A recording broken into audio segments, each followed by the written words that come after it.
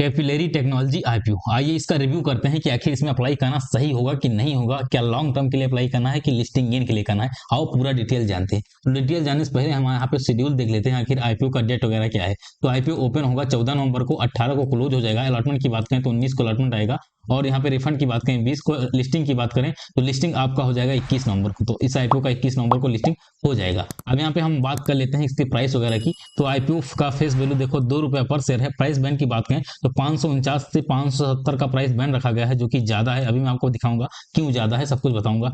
Lot की बात करें तो 25 का लॉट रखा गया है, 25 का यहाँ पे लॉट रखा गया है। फ्रेश और एफएस दोनों है। टोटल इशू साइज है 870 करोड़ के अराउंड टोटल इशू साइज है, जिसमें से फ्रेश है 345 करोड़ का और ओएफएस है 532 करोड़ का। तो ओएफएस ज्यादा है, फ्रेश कम है, तो इसका थोड़ा सा नेगेटिव पॉइंट है। एम्प्लॉय डिस्काउंट 52 रुपए का एम्प्लॉय डिस्काउंट रखा गया है। लिस्टिंग BSE NSE पे इसकी लिस्टिंग होने वाली है।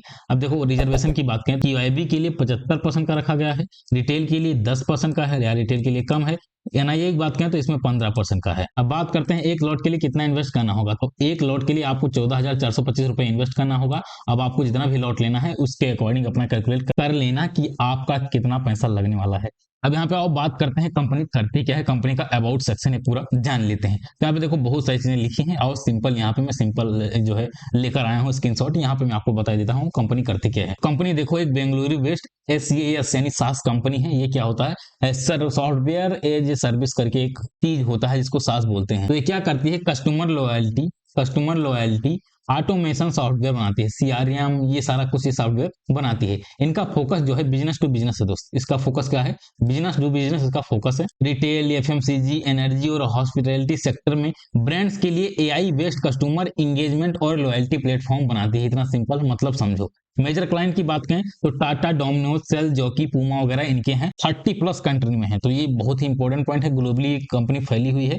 और रेवेन्यू मॉडल की बात करें तो सब्सक्रिप्शन बेस इनका रेवेन्यू मॉडल है। तो ये सारी चीज अच्छी चीजें हैं। और बात करें इसमें फ्यूचर है कि नहीं, तो फ्यूचर में है। सास जो कंपनियां हैं, AI बेस्ड जो कंपनियां होती हैं, इसमें आने वाले समय में आपको ग्रोथ देखने को मिलेगा। आज जितना भी चीजें आप देखोगे, फीडबैक लेना कस्टमर से, ये सारी चीजें चेक करना, एंगेजमेंट को और ज्यादा अच्छा बनाना, ये सब कुछ सॉफ्टवेयर बेस्ड हो चुका है, ऑटोमेशन बेस्ड हो चुका है। तो इन सब पे आप देखोगे ग्रोथ है, आने वाले समय में ग्रोथ देखने को मिलेगा। इसकी कुछ स्ट्रेंथ है, जैसे मार्केट लीडर है इंडिया में, हाई क्लाइंट रिटेंशन है इसके पास, ठीक है, और ग्लोबल प्रेजेंस है। इंडिया के साथ साथ अलग देशों में भी, USA वगैरह में भी कंपनी फैली हुई है। तो ये इसके पास प्लस पॉइंट है, पॉजिटिव पॉइंट है। तो इस सेक्टर में ग्रोथ है, आने वाले समय में आपको ग्रोथ देखने को मिलेगा। तो सेक्टर ठीक ठाक है। अब फाइनेंशियल की बात करते हैं, आखिर फाइनेंशियल कैसा है। 2023 में रेवेन्यू इनका हुआ था 266 करोड़ का, 2024 में 535 करोड़ का रेवेन्यू हुआ। वहीं 2025 की बात करें 611 करोड़ का रेवेन्यू हुआ। रेवेन्यू हर साल बढ़ा है, और 24 से 25 के बीच करीब 14% का रेवेन्यू बढ़ा है।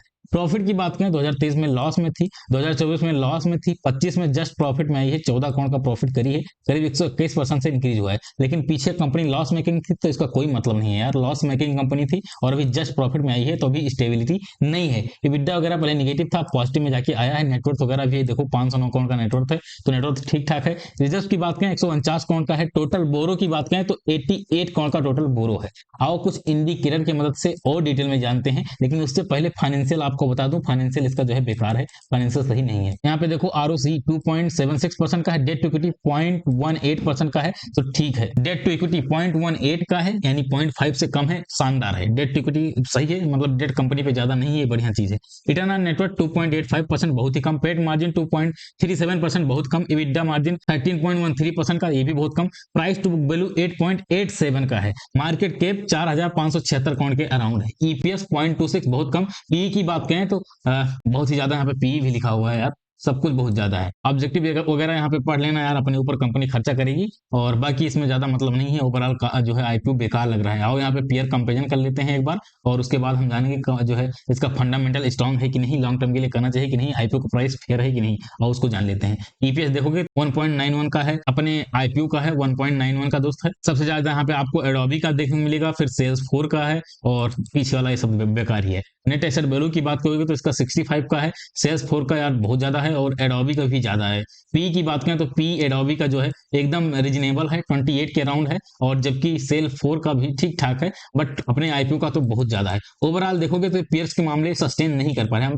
ज्यादा पढ़ने का कोई मतलब बनता नहीं है यार, क्योंकि ये पेयर के मुकाबले वैसे ही सस्टेन नहीं कर पा रहे हैं। रैंकिंग की बात करें तो रैंकिंग में एडोबी नंबर 1 आएगा, ठीक है, दूसरे नंबर पे सेल्सफोर्स आ जाएगा, और अपनी कंपनी जो अपना आईपीओ है चौथे नंबर पे आने को मिलेगा, चौथे नंबर पे देखने को मिलेगा। तो इस तरह का पूरा है, ये अपने पीयर्स के मुकाबले सस्टेन भी नहीं कर पा रहे हैं, तो इसमें यार अप्लाई करने का कोई मतलब ही नहीं बनता है। तो इसके फंडामेंटल की बात करें तो इसका फंडामेंटल वर्स्ट है, बेकार फंडामेंटल है, फंडामेंटल इसका सही नहीं है, फंडामेंटल इसका बेकार है। जीएमपी की बात करें तो जीएमपी अभी ₹0 का जीएमपी है, अभी कोई डिमांड नहीं दिख रहा है, और मुझे लगता है इसमें डिमांड दिखेगा भी नहीं। अब इसमें बात करते हैं कि अप्लाई करना है, क्या कुछ करना है। तो मैं पर्सनली बताऊं तो इसमें अप्लाई नहीं करूंगा, क्योंकि कंपनी एकदम बेकार है, इसमें अप्लाई करने का क्या मतलब है। ना जीएमपी है, लिस्टिंग गेन भी नहीं मिलेगा, लॉन्ग टर्म के लिए रख भी नहीं सकता हूँ, और ऊपर से आईपीओ का प्राइस बहुत महंगा है यार, पी बहुत ज्यादा है, तो बेकार है, इसमें छोड़ो, हटाओ, इसको मैं अप्लाई नहीं करूंगा। आप क्या करने वाले हो, अपना राय जरूर देना। फिलहाल आज की वीडियो पे समाप्त करते हैं। ऐसे ही शानदार कंटेंट के लिए चैनल को सब्सक्राइब करिएगा। मिलते हैं अगले वीडियो में, तब तक के लिए जय हिंद, वंदे मातरम।